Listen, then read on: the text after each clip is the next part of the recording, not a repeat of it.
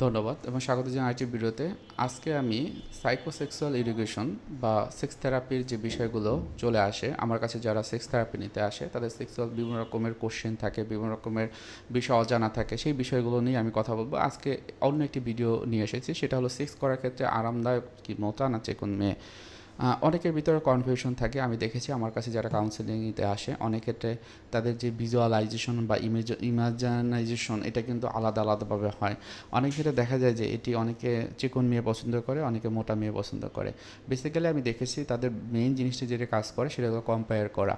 কম্পেয়ারটা কীরকম আসে, সে মনে করে যে তার পার্টনার যদি এরকম হয় যে মোটা, সেক্ষেত্রে সে মনে করে যে চিকন মেয়ের ক্ষেত্রে আসলে কী রকম ইন্টারেস্ট বা কী ধরনের মজা থাকতে পারে বা কী বিষয় থাকতে পারে। এই যে একটা কিউরিওসিটি, এই কিউরিওসিটি থেকেই দেখা যায় তাদের ভিতরে একটা দ্বন্দ্ব তৈরি হয়, অথবা দেখা যায় তার কোনো ফ্রেন্ড অথবা এমন কেউ যাকে সে চেনে, তাদের ভিতরে বন্ডিংটা ভালো, এবং বন্ডিংটা ভালো তারা খুব ভালোভাবে ফেসবুকে পোস্ট করে বা বিভিন্ন সোশ্যাল মিডিয়া পোস্ট করে, বিভিন্ন জায়গায় ঘুরতে যায়।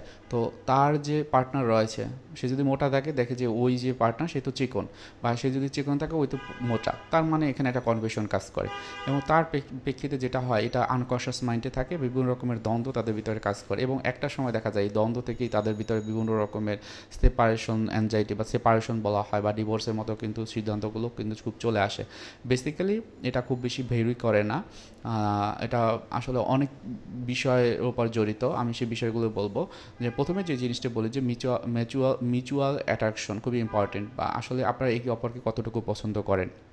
আমরা জানি শহরের ক্ষেত্রে যেটা হয় যে অনেক ক্ষেত্রে যে তারা যারা হলো স্লিম ফিগার তারা কিন্তু সেই রকমের পছন্দ করে, এবং গ্রামে যারা থাকে গতানুগতিকভাবে আপনারা যদি টিভিতে দেখেন, আগের দিনের মুভিগুলো দেখেন, সেক্ষেত্রে কিন্তু দেখবেন যে বেশিরভাগ ক্ষেত্রেই দেখা গিয়েছে যে এই যে নায়িকা যারা থাকেন তারা কিন্তু একটু মোটা হয়ে থাকেন। তো যারা ওই সময় এইগুলো দেখেন তারা কিন্তু ইমাজিন করে থাকেন যে হ্যাঁ, ওয়াইফ বা পার্টনার হিসেবে এরকমই হতে হয় বা এরকমই হতে হবে। এইরকম যদি ভেরিয়েবল থাকে সেটা কিন্তু খুবই কঠিন একটা বিষয়। এটা আপনার অবশ্যই নজর দিতে হবে। ভিডিওর মাঝখানে আমি একটু কথা বলে নিই, আপনি যদি আমার চ্যানেল নতুন হয়ে থাকেন অবশ্যই সাবস্ক্রাইব করে রাখবেন, কারণ পরবর্তীতে বিভিন্ন রকমের সেক্স থেরাপির ওপর ভিডিও আমি দেবো। এছাড়া মেন্টাল হেলথ রিলেটেড বিভিন্ন রকমের ভিডিও আপনি পাবেন বলে আশা রাখি।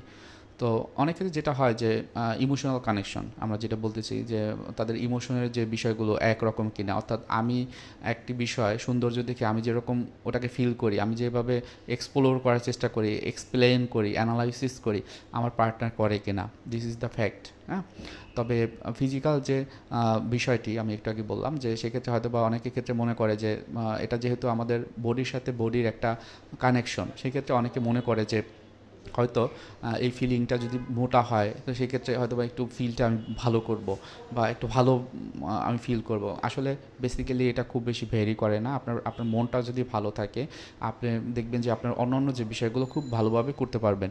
তবে এটা যদি আপনি ভিতরে নিয়ে আসেন, অনেক ক্ষেত্রে এটা শৈবাল বা ছত্রাকের মতো কাজ করবে। কী রকম? কারণ আপনার কনফিউশন রয়েছে, একটা কিউরিসিটি রয়েছে, সেটাকে হয়তো বা এটা একটা নেগেটিভ ইফেক্ট কিন্তু আপনার মনের ভিতরে এবং আপনাদের সম্পর্কের ভিতরে ফেলে দেবে। সুতরাং নিজেকে কনফিউজড করার কিছু নেই। আপনি যাকে পছন্দ করেছেন, দেখে শুনে পছন্দ করেছেন, আপনাদের সাথে যদি সম্পর্কটা ভালো থাকে তাহলে এটা কোনো খুব বেশি বেরি করবে না। অনেক ক্ষেত্রে কমফোর্ট এবং কনফিডেন্সের জায়গাটা খুবই ইম্পর্ট্যান্ট, যেটা একটু আগে আমি বলতেছিলাম, যে আপনি যতটুকু পেয়েছেন কনফিডেন্স থাকেন এবং কমফোর্ট হন।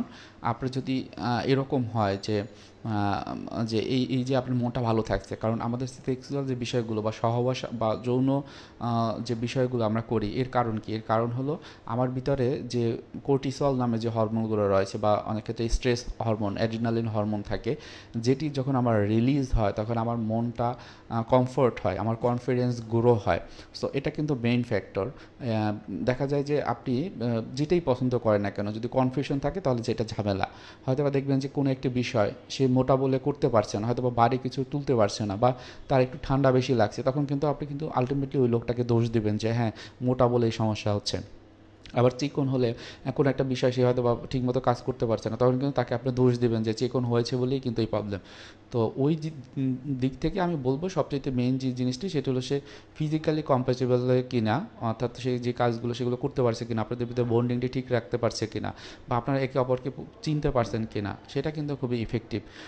অনেক সময় যে হেলথ এবং ফিটনেস আসলেই কাজ করে, সেক্ষেত্রে কোনটা, সেটা হলো যে আপনি আসলে হেলদি কিনা, আপনার আপনার পার্টনার বা আপনার স্ত্রী আসলে সব কিছু ঠিকঠাক ঠিকঠাক মতো করতে পারে কিনা, অনেক বিষয়তে ক্লান্ত হয়ে যায় কিনা, অনেক কিছুতে অনিচ্ছা পোষণ করে কিনা, অনেক কিছুতে রাগ হয় কিনা, এই বিষয়গুলো যদি থাকে তখন কিন্তু দেখবেন যে সেক্সুয়াল বিষয়গুলো খুব বেশি ফিল করতে পারবেন না।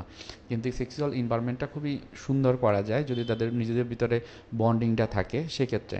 আবার আরেকটা জিনিস বলে, রেসপেক্ট অ্যান্ড হলো কনসেন্ট। অনেক ক্ষেত্রে হয় কি যে তারা যখন সেক্সুয়াল অ্যাক্টিভিটি করতে যায় তখন হয়তো বা পার্টনারের একরকম পছন্দ, আরেকজনের অন্যরকম পছন্দ। এই যে কনফ্লিক্টটা, তারা যখন সেক্সুয়াল অ্যাক্টিভিটি করেও তখন কিন্তু তাদের ফুলফিলমেন্টটা হয় না। আমি এর আগেও বলেছি একটা ভিডিওতে, সেক্ষেত্রে মেয়েদের ক্ষেত্রে যেটি হয় যে সেক্সুয়াল অ্যাক্টিভিটি সম্পর্কে তাদের সোশ্যাল স্কিল কম থাকে, সেক্ষেত্রে কী হয়, বা সেক্সুয়াল স্কিল কম থাকে, সেক্ষেত্রে কী হয়, সে তো অল্প সময়ের যে একটু আনন্দ, প্রথম থেকে যে আনন্দ, সেটাই মনে করে যে এটাই সেক্সুয়াল স্যাটিসফ্যাকশন, এবং এটাই দেখা যায় তার বয়স 40, 45 বা 50 বছর পর্যন্ত থেকে যায়। কিন্তু দেখা গিয়েছে যে একটা মেয়ের যে সেক্সুয়াল স্যাটিসফ্যাকশন সেটা কিন্তু যেটাকে আমরা অর্গাজম বলি, সেটি কিন্তু 2 বার, 3 বার, 5 বার বা 7 বারও হয় অনেকের ক্ষেত্রে, হয়তো বা তাদের একবারও হলো না।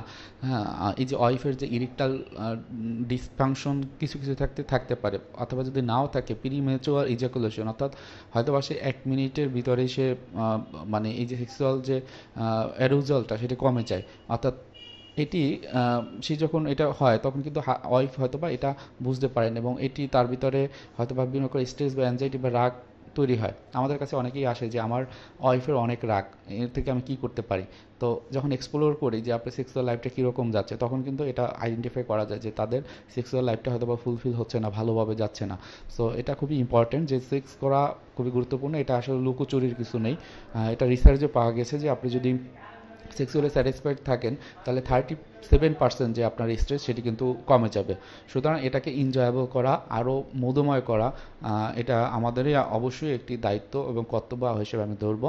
কারণ এটা আপনার মাধ্যমে একটি পার্টনার ভালো থাকবে, সুন্দর থাকবে। তবে সেক্ষেত্রে এই যে মোটা বা চিকন মেয়েদের যে বিষয়গুলো, এটা আসলে একটা এক্সটার্নাল ভেরিয়েবল বা শৈবাল বা ছত্রাকের মতো, এটা ভাবার কিছুই নেই। আপনি সৃষ্টিকর্তা যেটি দিয়েছে, আল্লাহ তাআলা যেটি সৃষ্টি করে রেখেছেন আপনার জন্য, সেটাই আপনি মেনে নিয়ে সেটাই যদি চলতে পারেন তাহলে আপনার লাইফে ভালো থাকবেন। আপনার নেক্সট জেনারেশন যারা আসবে তাদেরকে একটু সুন্দর একটা পৃথিবী আপনারা দিতে পারবেন। সবার জন্য শুভকামনা। কারো কোনো প্রশ্ন থাকলে অবশ্যই করবেন, আশা রাখি। আসসালামু আলাইকুম।